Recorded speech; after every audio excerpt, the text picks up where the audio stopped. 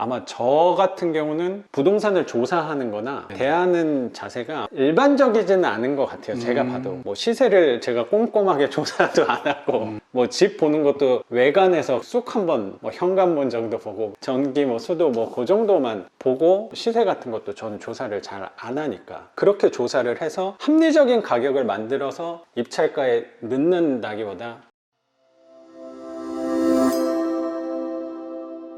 부동산 시장은 결국에 사람이 움직이는 거니까 사람의 성향이 항상 이성적으로 움직인다고 생각을 하지 않거든요. 특히 이 부동산 경매는 욕망이 들끓는 비이성적인 시장이라고 사실 생각을 좀 갖고 있어서요. 합리적인 가격을 생각하면 자꾸 이해가 안 되는 경향이 있는 것 같아요. 꼭 머리로 이해하려고 노력하지 않는 것 같아요. 전 그들의 이유가 있지 않을까. 아파트를 금매 가격으로 받아간다는 건 굉장히 이해가 안 되는 부분이긴 한데 요새 같은 시장에 만약에 입찰을 시작하는 사람들은 경매 시장에 대해서 되게 실망도 많이 할 것 같고 내가 노력을 해서 배운 것들인 건데 바로 써먹고 싶다는 생각도 되게 들 것 같거든요. 이게 한 번, 두 번 패찰하면 내가 배운 거를 한번 써먹어야 되는데 이 경험 삼아서 낙찰을 받는 분들도 저는 꽤 있지 않을까 생각을 좀 갖고 있어요. 결국은 선택의 자유지만 어떻게 보면은 궁지에 몰려가지고 선택하는 거라. 근데 부동산 시장은 그 리스크가 더 크잖아요. 잘못된 선택에 대한 리스크가. 그렇죠. 아무래도 돈 규모가 크다 보니까 그런 것 같아요. 처음에 폐차를 계속하고 난 이후에 저희 와이프가 이제 실망을 좀 많이 하더라고요. 이거는 좀 비논리적인데? 맞아. 그래가지고 법원 가는 거를 되게 꺼려하더라고요. 그럼에도 불구하고 우리는 선생님한테 배운 대로 수익률을 계산해가지고 우리가 기준으로 정한 수익률이 안 나오면은 이건 우리 길이 아니니까 우리 물건이 아니다. 이렇게 생각하고 그냥 꾸준히 가고 있어요. 뭐 이렇게 지금 뭐 입지가 아주 저희가 탐이 나가지고 특별하게 뭐 약간 힘을 썼는 거 제외하고는 딱 그냥 그대로 그냥 가자. 그리고 부동산이 정말로 1, 2년 동안 느낀 게 뭐냐면은 자기 물건이 있다고 봐요. 특히나 다른 거보다도 부동산은 정말 그런 것 같더라고요. 그래서 자기 주인 만나게 되면은 맞습니다. 언젠가는 올 거라고 생각이 들고 그냥 계속 꾸준히 하고 있어요 지금. 저도 항상 생각하는 게 부동산은 다 자기 집이 있다고 생각이 되게 들어서 임자가 있는 것 같더라고요. 그렇게 생각을 해야지 또 마음이 편하다고 생각도 들고 낙찰이 되냐 폐찰이 되냐 결과 유무를 떠나서 폐찰이 되게 되면 되게 아쉽잖아요. 그리고 생각보다 입찰 준비하는 과정이고 또 폐찰하고 돌아와서 또 은행 들렸다가 집으로 돌아오면 오전 시간이라고 생각하는데 사실 시간이 생각보다 많이 든단 말이에요. 거의 오후 반나절이 다 지나가 버리는 느낌이 들면 입찰장에 가기 싫다는 생각도 되게 많이 드는데 폐찰한 물건에 내가 낙찰을 받았으면 오히려 더 안 좋은 상황이 왔을 거다라고 그냥 스스로를 위안하는 경우도 되게 많았던 것 같고 폐찰이 연속이 되면 그 시간을 내가 많이 썼던 것 때문에 가기 싫어지는 경향도 되게 있는 것 같아요. 근데 낙찰은 항상 언제 오냐고 생각이 드냐면 그럴 때 항상 오는 것 같아요.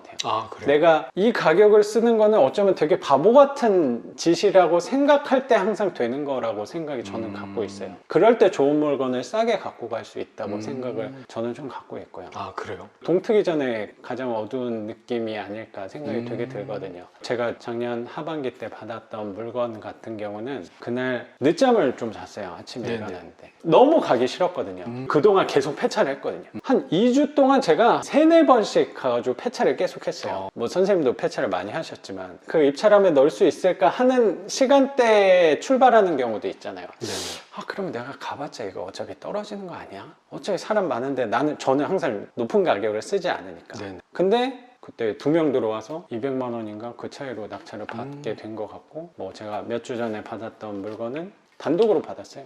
그러세요? 70%예요. 요새 70%는 사실 쉽지 않은 그렇죠. 힘들죠. 거라고 생각했는데 최저가에서 1150원 썼거든요. 그러니까 이거는 되게 어떻게 보면 바보 같은 짓이라고도 생각할 수도 있거든요. 선생님도 폐차를 요새 많이 하셔서 아마 공감하실 거예요. 내가 입찰장 가는데 최저가에서 10,000원을 더 쓴다? 못해요 이거. 맞아요. 쉽지 않아요.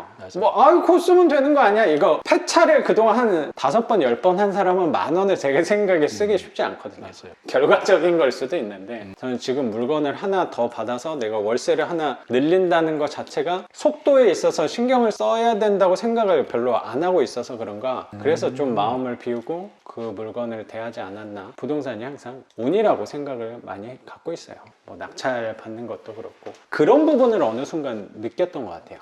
이게 세상이 거의 운으로 돌아간다는 생각이 되게 크게 들었어요. 한 번은 저는 노력하는 부분이, 힘쓰는 부분이 부동산 공부를 더 열심히 해서 최적의 입찰가를 찾아야지 그런 공부를 하기보단 운을 버는 노력을 되게 많이 하려고 해요. 저는 이상하게 들릴 수도 있지만 아니요.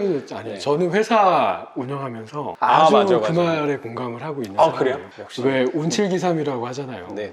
사업은 운이 없는 사람은 절대로 아무리 실력이 좋고 자본금이 좋아도 운이 없는 사람은 절대로 성공을 못해요. 제가 한 개인 사업만 15년 넘게 했잖아요. 맞아. 그러니까 주변에 네. 같이 하시는 분들이나 거래처 네. 분들도 보면 그렇고 네. 제가 경험해 본 바로도 운이 들어오는 때가 있어요. 그때는 맞아. 뭘 해도 돼요. 진짜. 맞아. 근데 그렇지 않을 때는 거의 뭐 야근하고 주말 없이 일을 하고 그렇게 1년을 살아도 겨우 똔똔이 할 때도 많고 나중에 느낀 게 진짜 사업은 운이구나. 이런 말 하면은 비웃을 만한 사람들도 되게 많겠죠. 왜냐면은 네가 실력이 없고 당신이 돈이 없고 자본금이 없으면 당연히 밀릴 수밖에 없으니까 모든 시장에서 이 세상에 얼마나 자본금을 빵빵하게 가지고 장사하는 사람이 얼마나 있겠어요. 맞아.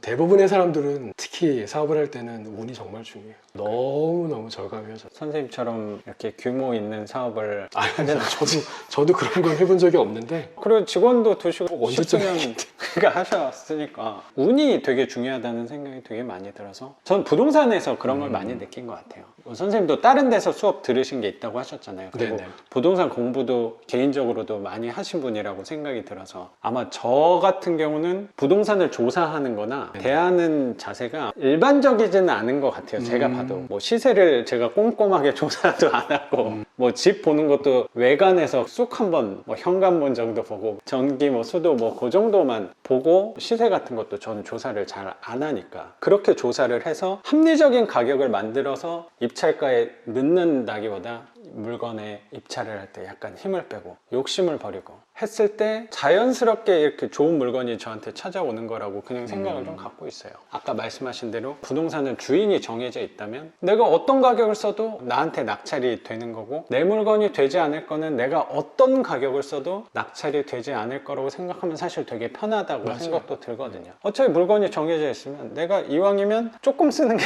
적은 이득이죠. 가격을 쓰는 게 낫지 않을까. 그리고 저도 교육생분들한테 항상 말씀드리는 게 모의 입찰 같은 거 많이 하시는 분들 계셔서